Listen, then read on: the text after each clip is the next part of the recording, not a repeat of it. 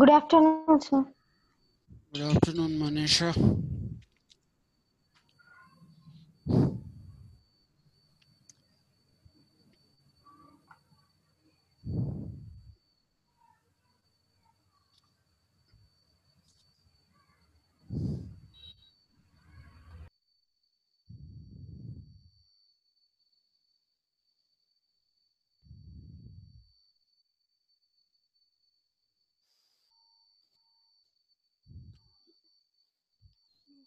Kavya, are you there? Yes, sir.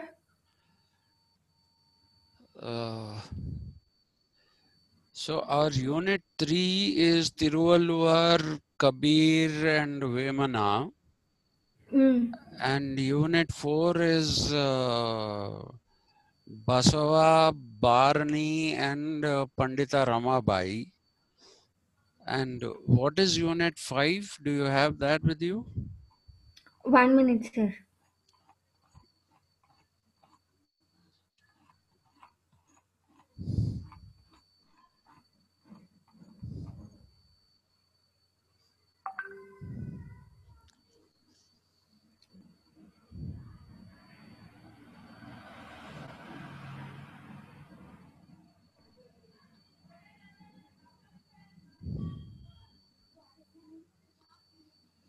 Sir, I'm not finding the syllabus copy, sir. It's in phone. It's okay. Just WhatsApp it to me a little later, no? Okay, sir. Um, I don't think any of these people will merit more than one class each. First of Mm. all, Vemana, a political thinker, what nonsense is this? Or Kabir, what am I supposed to do? Teach you Kabir ke do hai?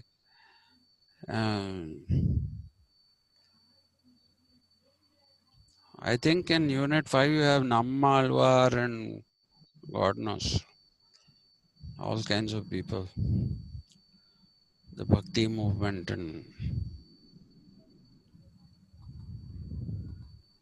Okay, let's get going so that we'll finish off Chanakya today. And Yes, sir. with Chanakya, we would have finished off the second unit. So Mm. the others will take, like I said, one. I don't intend to spend too much time on these. Are not political thinkers. Mm. So anyway, so if we let's finish off with Chanakya. The last thing, the only thing that is left is the Mandala theory of his.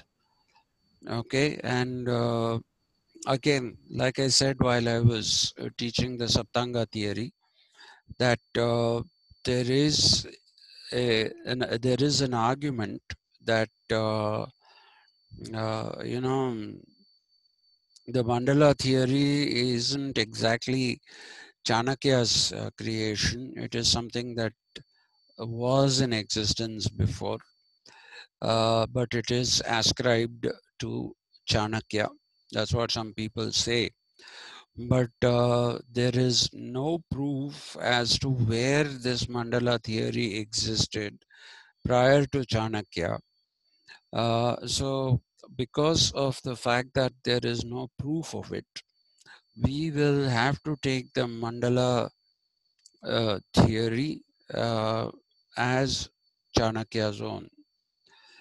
Okay, but one thing is for sure, the inspiration of the Mandala theory comes from pre-Vedic days. Okay, pre-Vedic days and maybe Vedic days. It's difficult to tell because India originally was an island. Okay, it was called the Jambu Dvipa, and what happened is that over a period of time, the island, which was Jambu Dvipa, came and dashed against the main Asian landmass. Okay, and that is what led to the formation of the Himalayas. The Himalayas are technically, or in geographical terms, they are called fold mountains. Okay, and like they have folded up like this, and that is a result of the Jambu Dvipa, the landmass, hitting the Asian continent.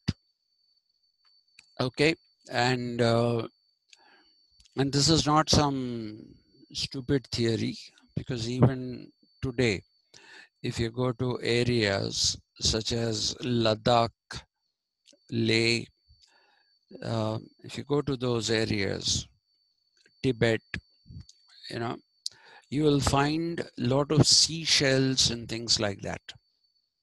Okay, which is adequate proof of the fact that there was an ocean.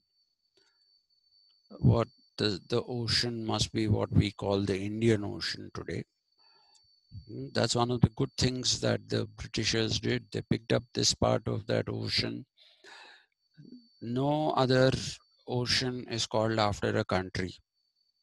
You have the Pacific Ocean, you have the Atlantic Ocean, you have the, what is the other, Antarctic Ocean. Okay, you have these different oceans, but none of them are named after a country. The only one is Indian Ocean, right? So now we are aware of the fact that India was a land called the land of the Sapta Sindhu, 7 rivers, of which the main was the Sindhu uh, in Sanskrit, and then it was called Hindu by the Persians somewhere around the 6th century BCE. That is the first reference that you find being made to India as Hapta Hindu, which is uh, the Persianization of Sapta Sindhu. And of course, the Europeans called it Indus in Latin, and that is how we derive our name, the country's name. These are all given names. The thing about Hindu is, I'm sorry, about India is that nothing about it is self-proclaimed. Okay, all the names, everything that have been given to this region have been given by other people. Okay, so it's a fascinating aspect of Indian history. But if you do look at some of the very early writings about India, and as recently as 19th century, people believed that there were 7 oceans, and that if you crossed even one of the 7 oceans, then you had to undergo a purification ritual if you crossed an ocean. Okay, and that is something that came from the days of the Jambu Dvipa. Okay, let me give you a quick uh, uh, explanation of why it was called Jambu Dvipa. Okay, it was called Jambu Dvipa because of the fact that there was an abundance of blackberries on this island, Dvipa. Okay, there was an abundance of uh, these blackberries, which in in Hindi are called Kala Jamun. I'm sure you've heard of that, right? Kala jamun. Uh, it's a berry, and so Jambu was the name for the blackberry, and this was a dweepa, meaning an island that had an abundance of blackberries. So that's why it was called Jambu Dweepa. Now, there are some people who will tell you that Dweepa doesn't necessarily have to mean an island. Okay, it doesn't necessarily have to be in water. Uh, Even planets were called by the ancient Indians as Dweepas. Okay, so they, and we know that planets are celestial objects, or they are objects in the sky. Uh, but these dweepas, they were called dweepas because there was a distance between the planets, and therefore there is a reference to them also as planets, as sorry, dweepa. But that doesn't in any way nullify the fact that India was an island that came and hit the Asian continent. It doesn't nullify that, right? If somebody tells you that planets are also called dweepa in Sanskrit, good, accept it, no problem. That is not an particularly unacceptable argument, but it doesn't mean that we were in the sky. That is not acceptable. Okay, we were not circling somewhere in the skies and we fell to the ground. No, that part is not acceptable. It was actually an island, and it did go and hit the mainland. That much is borne out not just by ancient writings, especially the Vedic ones. It is also borne out by several other. Uh, it is also borne out by several other. Yeah, I was just saying if I was recording it or not. Yeah, sorry. So it is borne out by even modern scientific facts. Okay, and modern geography as well. So, but in the Jambu Dweepa, there is this idea that the Jambu Dweepa is the center. There is all around it water, which is okay, which is not something that anyone will dispute, because if you're an island, all around you there will be water. Okay, but if you go more into that literature, you will see that people drew concentric circles after this island had water around it. Then they say there's another land, and around that other land there is another circle which is water. So that way you have 7 circles. You have 7 circles and 7 water bodies or oceans or seas or whatever you want to call them. Okay. Now that seems to be the inspiration for the Mandala theory that you find in Chanakya. Okay, because what is a mandala?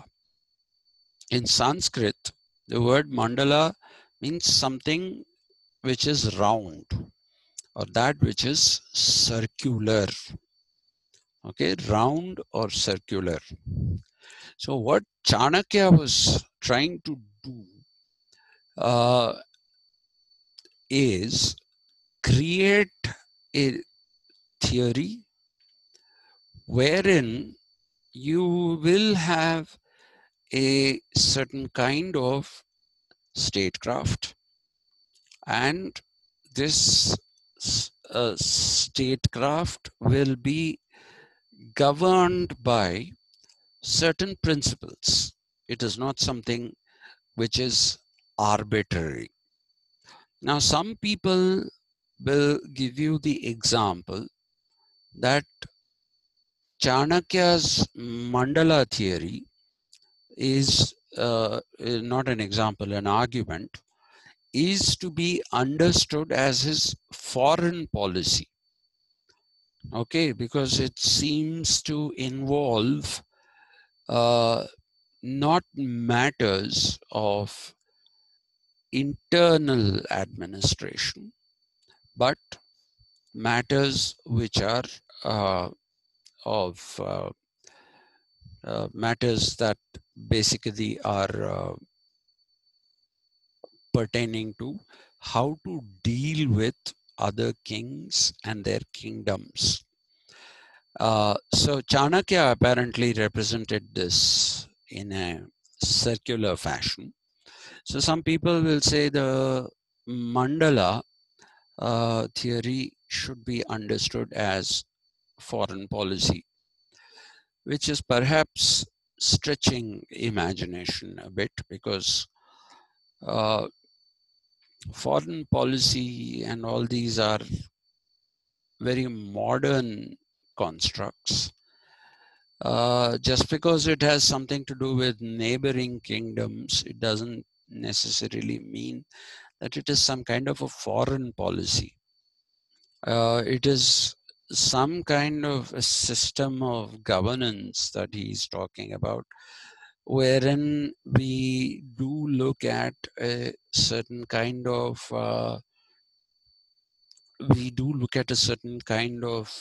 what should I say, uh, treatment to be given to our neighbors on our neighbors, meaning the king's neighbors, on the basis of some classifications. Now, Chanakya's when he prescribes a circle, this is a circle which will become an aggregation of 4 different things. Okay, at the center of this circular thing is the Vijigishu.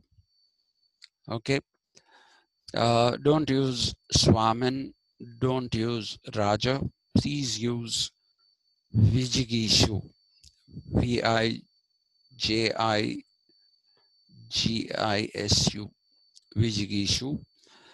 The Vijigishu is a person, somebody who has the ability to conquer, somebody who has the ability to uh, take care of others by suppressing them. So at that center is the Vijigishu. And I once again repeat here that he did not believe that you should become a king by descent or by birth, but you should become a king by you are having the qualities of a leader and the wisdom to govern intelligently. So that is the qualification. And the Vijigishu is supposed to have these qualities. So at the center is this Vijigishu. And then the second circle that he talks about is about kings who are friendly. Kings who are friendly to the Vijigishu. Okay, those people who don't want to be in some kind of tension, people who basically want to, what should I say, uh, basically they want to have friendship with the Vijigishu, They recognize that the Vijigishu is powerful, he's capable of conquering, and he is somebody who's capable of subjugating. So they seek friendly relations with this Vijigishu. So that is the second part of the circle. The third part of the circle that we are talking about, these are concentric circles, one around the other, you know. The third is supposed to be kings who are neutral to the Vijigishu. Okay, kings of other kingdoms who are neutral to him, meaning they don't really want either a friendship with him, with the Vijigishu, nor do they want any kind of enmity. Okay, nor do they want any kind of enmity. So that is the third circle in the mandala. Okay, and or if you like, it is a third aggregation, because not just one king, but all kings who are neutral. The fourth are the kings who fancy themselves also as Vijigishus. Okay, and these are people who are hostile. They are also conquerors. They want to conquer, they want to take over your kingdom. So these are the fourth part of the circle, and this is the one that is the most dangerous and the one that merits greatest attention as far as uh, Chanakya or Kautilya is concerned. Now, I was reading a translation in English about the Mandala theory, and somebody said that the Mandala theory is based in the idea that you will keep a friend close to you. You have to have friends close to you, but you will also have to have those who are hostile to you even closer. Now, this is actually an English saying. Okay, it says, keep your friends close, but keep your enemies even closer so that you can monitor what they're doing. So, to me, this part of the translation seems to be a conflation of an English saying in, and putting it along with the Mandala theory that we find in Mandala theory that we find in what should I say, in the uh, uh, Chanakyan scheme of things. So I'm not very sure, because if the hostile kings are supposed to be the fourth, then how can they be close? How can they be closer than the friends? If this is something which is like, this is the center, this is 1, 2, 3, 4. That's how the circle is, right? So how can they be closer? So it seems to me that he is trying to say that keep the hostile people farther, as far as possible. Okay, that seems to be the prescription that Chanakya is making. So I do not believe that he said that, keep the friends close, but keep the enemies even closer. I don't think he said that. He might have said, keep a lookout. Keep a lookout for those who have hostile intentions, because these are people who can attack you at any particular time. Okay, these are people who can attack you at any particular time. So keep an eye on them. That is probably what he said. It doesn't seem possible that he said keep them close in that circle.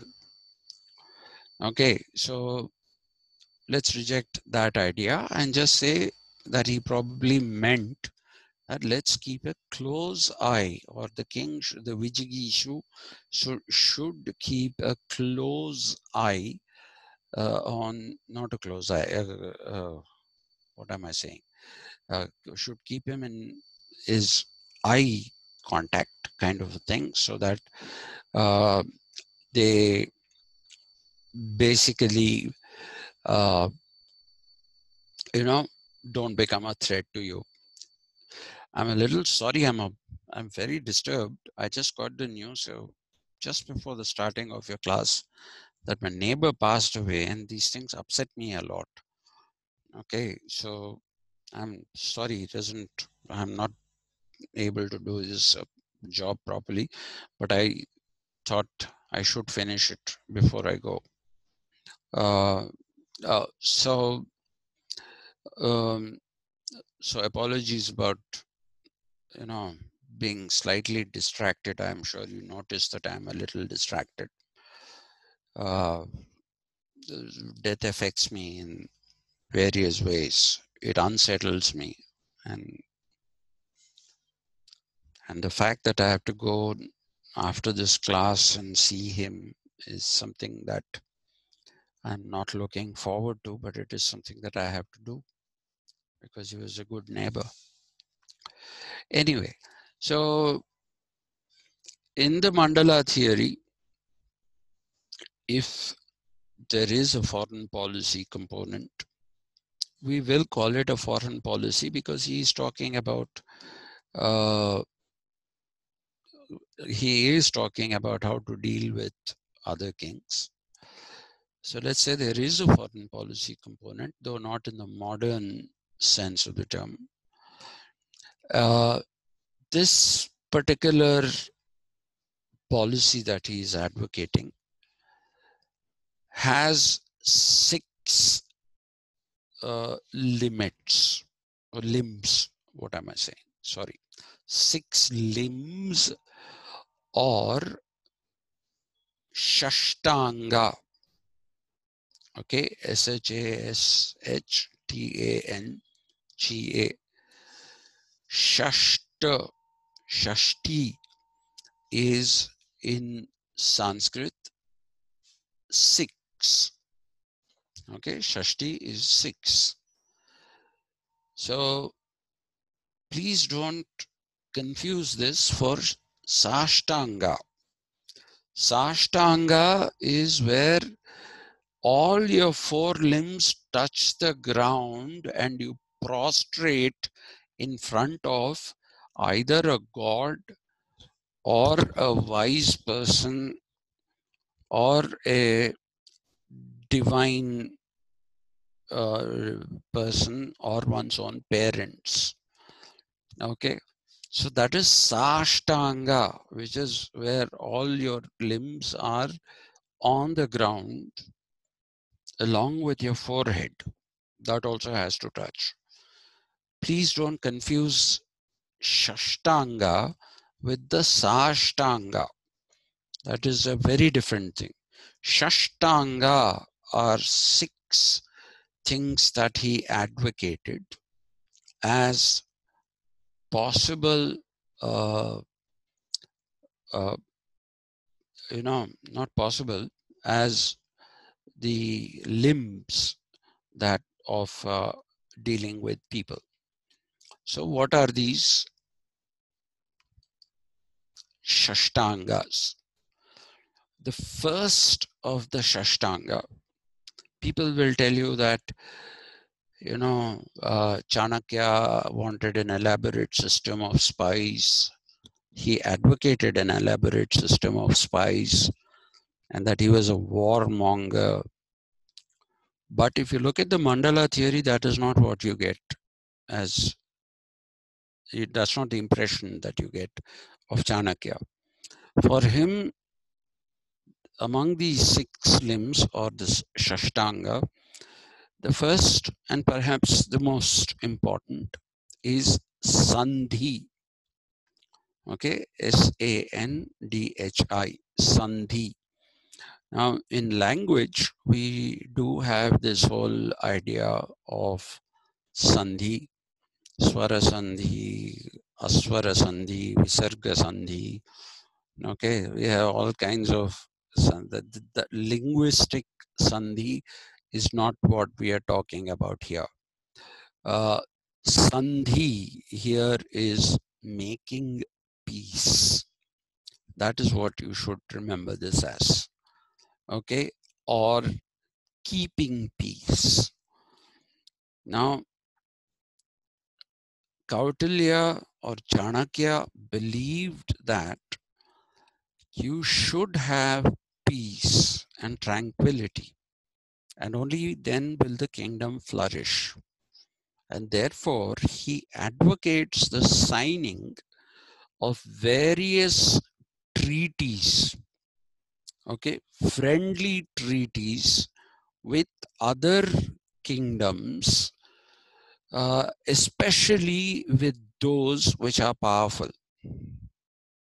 Okay, so peace treaties, sign peace treaties. Sandhi is achieved through signing peace treaties, especially with those kingdoms which are powerful. Okay, so that is the first of the six limbs. The second one is a confusing name, and it has really stumped me for years now.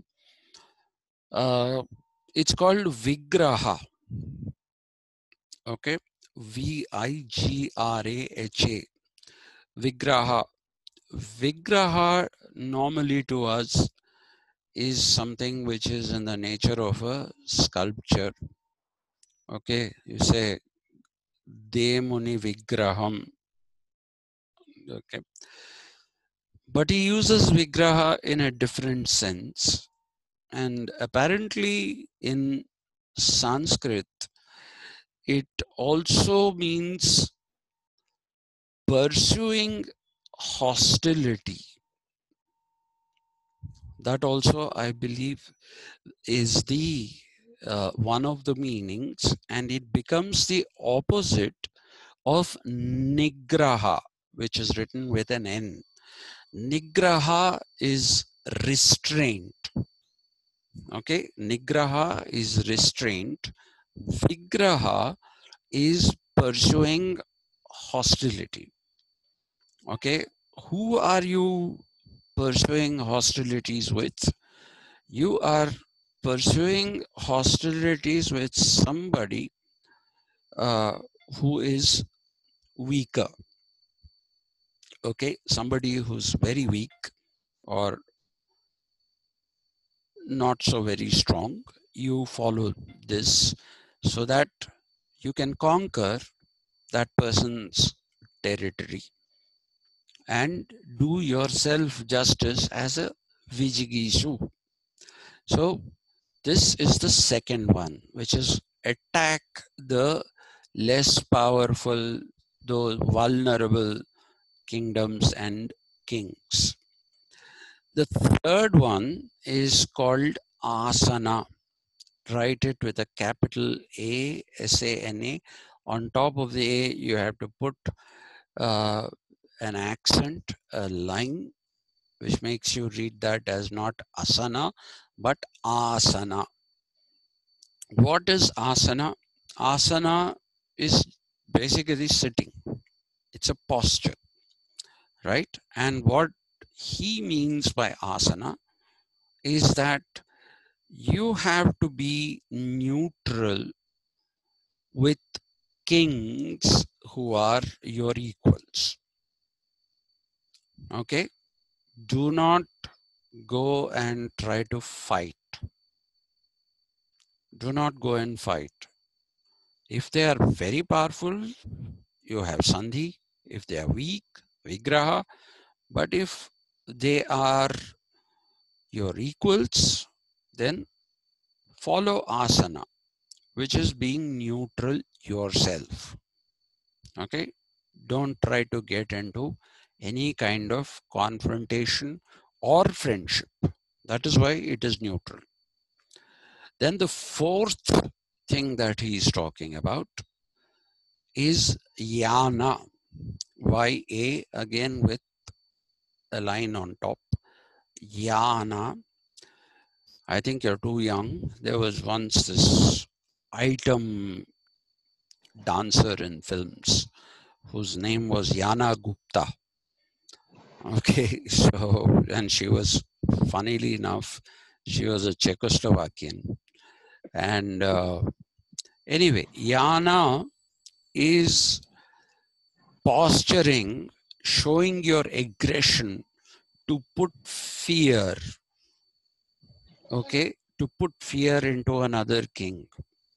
So again, this applies to a weaker king. Even if you don't go and conquer him, put fear in that king. Put fear in that king's mind. So what will happen is that that kingdom will try to make peace with you. That becomes yana. Okay, posture. Show hostile intentions to them so that they seek peace with you. Then it gives you a bargaining chip, a control. Very sorry about that. Then the fourth one, the fifth one is samarasya. Samarasya.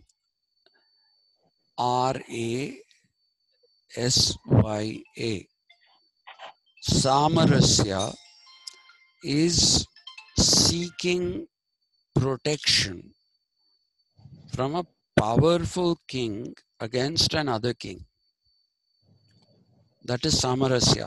If you think you're going to be defeated, then you take the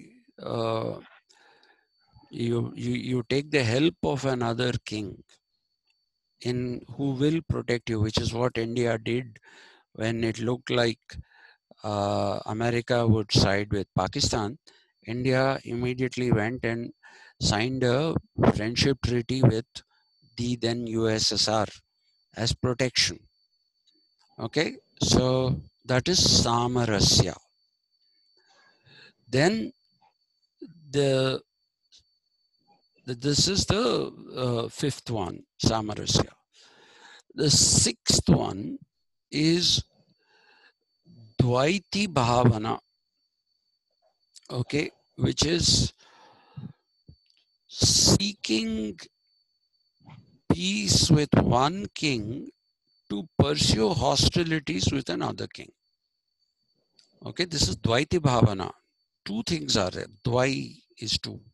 So you take the help of a stronger king, make peace with him, and pursue hostilities with another king. So 2 versus 1. That is Dvaiti Bhavana. This is the sixth part of the thing.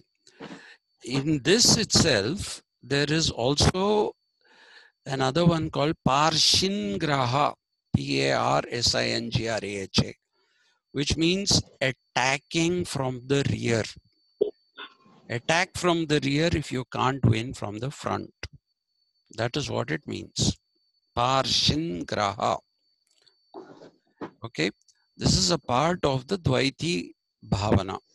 So this is the Mandala theory, and we have completed.